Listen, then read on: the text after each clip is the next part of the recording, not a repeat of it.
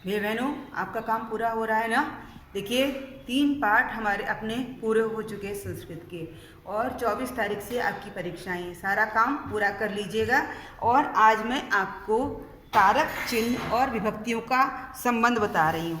कारक किसे कहते हैं, सबसे पहले ये समझिए। जैसे हम कोई बात बोलते हैं या हम कोई कार्य करते हैं, जैसे राम पढ़ता है। अब इसमें क्या है, राम और क्या कर रहा है, राम पढ़ रहा है।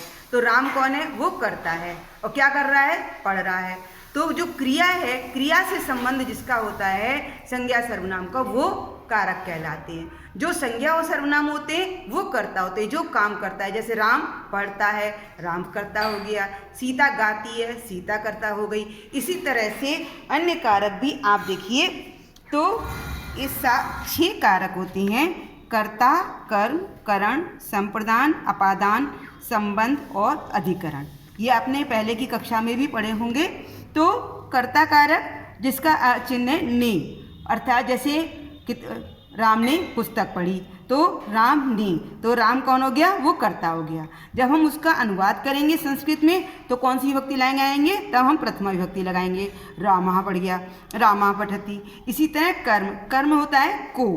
कर्म का संबंध है कि जैसे राम पुस्तक पढ़ता है, पुस्तक को पढ़ता है, तो पुस्तक क्या है, वो कर्म है। उसमें विभक्ति लगेगी द्वितीया। जैसे रामः पुस्तकम पठति, तो राम पुस्तक क्या हो गई, कर्म हो गई। करण, अब ये करण जो होता है इसका संबंध होता है, जैसे संज्ञा से कर्ता से संबंध होता है। जैसे करण से, इसका अर्थ है कि जैसे राम बस से जाता है। अब किससे जा रहा है, तो वो बस से जा रहा है, तो वो बस में कौन सी विभक्ति लग जाएगी, तृतीया विभक्ति लग जाएगी, कारक हो जाएगा करण।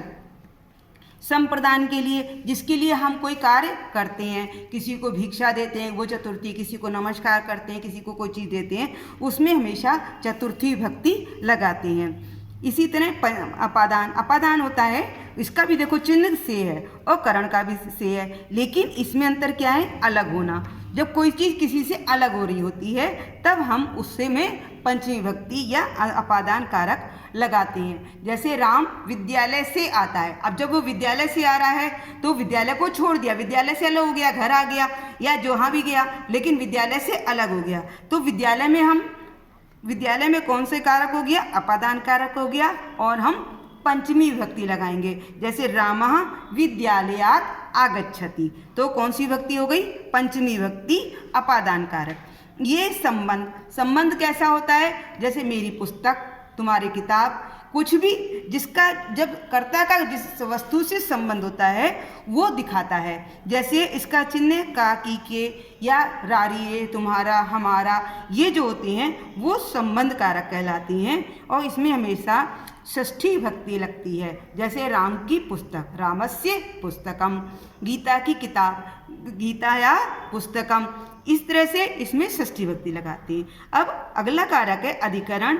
इसका अर्थ है, इसका चिन्ह है में, पे, पर। जब कोई चीज़ किसी के अंदर होती है उसमें अधिकरण कारक होता है। जैसे ये पुस्तक मेज पर रखी है, तो ये पुस्तकम आसंदे स्थिता अस्ति, क्योंकि पुस्तक मेज पर है। या राम कुर्सी पर बैठा है, तो उसमें कुर्सी में सप्तमी, जिसमें बैठते हैं, जिसके अंदर होती है, उसमें सप्तमी विभक्ति लगाते हैं। जैसे मैं बरेली में रहती हूँ, तो अहम बरेली नगरे वसामी, नगरे, नगर में, नगरे। मैं आप शिशु मंदिर में पढ़ते हैं, तो त्वम शिशु मंदिरे पठसी, तो जिसमें कोई जहाँ में आ जाता है वहाँ पर सप्तमी विभक्ति या अधिकरण होता है। ये कारक चिन्ह है और इनको अच्छे से याद करिएगा, क्योंकि जब हम अनुवाद करेंगे संस्कृत में तो इनका ही प्रयोग करेंगे। धन्यवाद।